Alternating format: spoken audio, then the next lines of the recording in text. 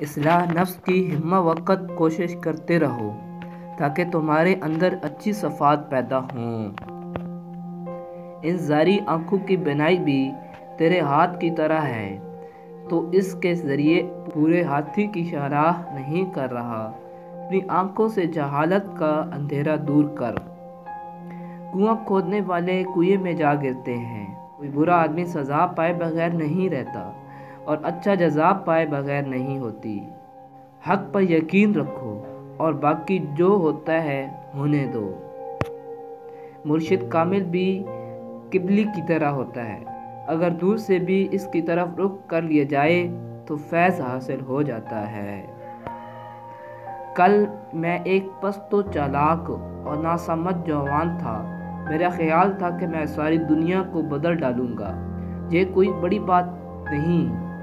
آج میں ایک تھکا ہوا سمجھدار بوڑھا آدمی ہوں۔ میرا خیال ہے میں خود کو بدل ڈالوں، یہ بھی بہت بڑی بات ہے۔ درویشوں کے علاوہ دنیا کے باقی لوگ بچوں کی مانند ہیں جو دنیا کے کھیل میں مگن ہیں۔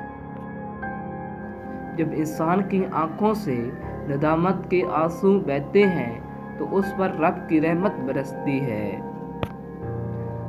کائنات کو اللہ نے انسان کے لیے بنایا ہے، اس طرح تو سب کچھ انسان کا خادم ہے، نہ کہ معبود۔ غم سے خالی ہو جاؤ، اس کے بارے میں سوچو جس نے خیال کی تخلیق کی۔ جسم کی پرورش روح کرتی ہے، بغیر روح کے جسم کس قدر ذلیل ہے کہ اسے مٹی میں دفن کر دیا جاتا ہے۔ جسم کی وسعت 2 گز سے زیادہ نہیں، لیکن روح کی پہنچ آسمانوں تک ہے۔ اللہ کے ولیوں کو رب کی طرف سے طاقت حاصل ہے کہ وہ کمان سے نکلے ہوئے تیر کو بھی واپس کر دیتے ہیں۔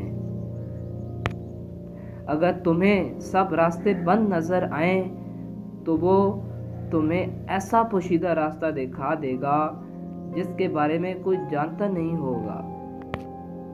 جب تمہیں دنیا والے تمہیں گھٹنے ٹیکنے پر مجبور کر دیں تو یہی بہترین وقت ہے سجدے کا۔ جو درد تم محسوس کرتے ہو وہ پیغامات ہیں، انہیں غور سے سنو۔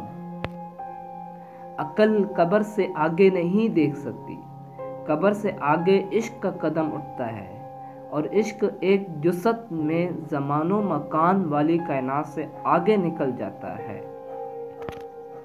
جب آپ کو پروں کے ساتھ پیدا کیا گیا ہے تو پھر ساری زندگی رینگتے کو کیوں ترجیح دیتے ہو؟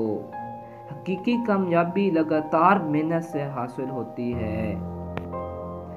تمہاری روح کے لیے اس سے کامل مرض نہیں کہ تم اپنے آپ کو کامل سمجھنے لگو۔ کریم لوگوں کے متعلق ان کو بدگمانی ہوتی ہے جن کے اپنے افعال شیطان اور درندوں جیسے ہوتے ہیں۔ جو تکلیف برداشت کرتا ہے وہی اپنے مقصد میں کامیاب ہوتا ہے۔ بے شک دن گزر گیا ہے مگر میری کہانی ختم نہیں ہوئی۔ روحیں ہی دوسرے روحوں کی معلم ہیں، کتابیں اور درس نہیں۔ محبت کی تلاش آپ کا ہدف نہیں، بلکہ آپ کا ہدف تو ان رکاوٹوں کو دور کرنا ہے جو آپ نے محبت کے جذبے کے خلاف کھڑی کر لی ہیں۔ کھانے کے ایک لقمے میں ایک بال یا ریت کا ذرہ آ جائے تو پورا نوالا پھینک دیا جاتا ہے، تو پھر تمہاری روح کیسے آلودہ غذا برداشت کر سکتی ہے؟ برائی سے بچنے کا سب سے طاقتور طریقہ یہ ہے کہ اچھے دوستوں کے ساتھ بیٹھا جائے جنہوں نے اپنا رخ خدا کی طرف موڑ لیا ہے۔ قرآن میں ہے بری چیزیں بروں کے لیے ہیں اور اچھی چیزیں اچھوں کے لیے ہیں۔ خبیثوں کو انبیاء کی عمدہ نصیحتیں اچھی نہیں لگتی کیونکہ وحی کا عطر ان کے دماغ کے موافق نہیں تھا۔